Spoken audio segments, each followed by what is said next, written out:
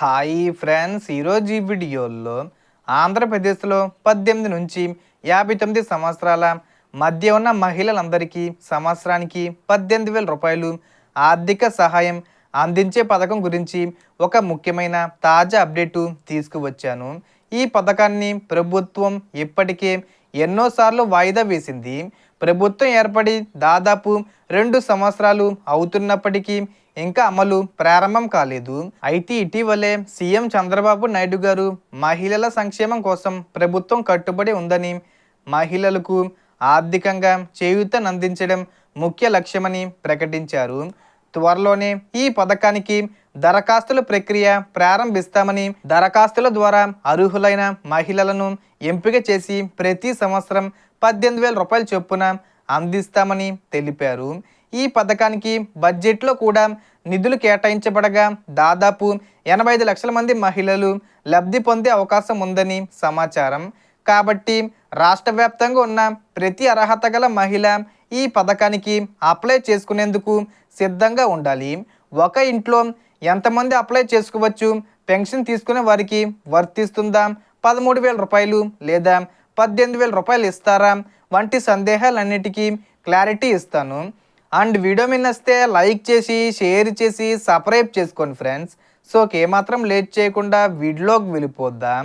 So ఈ పథకానికి 18 నుంచి 59 సంవత్సరాల మధ్య ఉన్న మహిళలు అర్హులు.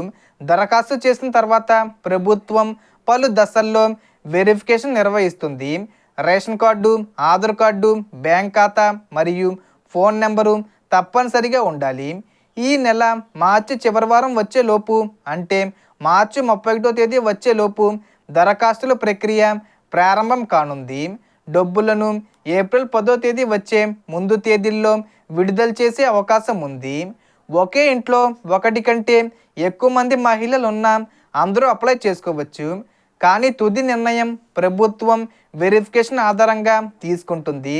పెన్షన్ తీసుకుంటున్న వారు కూడా ఈ పథకానికి అప్లై చేసుకోవచ్చు. దానివల్ల ఎటువంటి సమస్య లేదు. ఇక ముఖ్యంగా ప్రభుత్వం 6 దశల వెరిఫికేషన్ చేస్తుంది.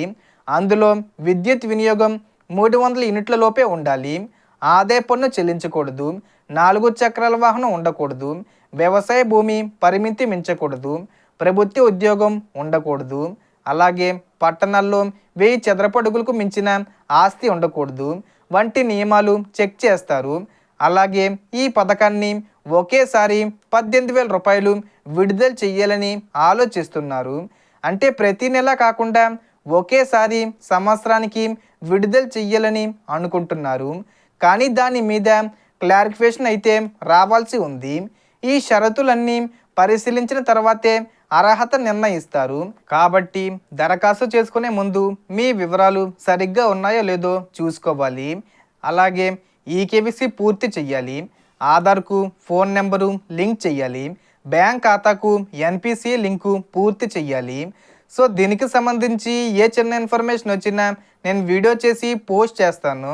ఆ యొక్క అప్డేట్స్ మీరు మిస్ కాకుండా ఉండాలంటే వెంటనే మన ఛానల్ని సబ్స్క్రైబ్ చేసుకోండి.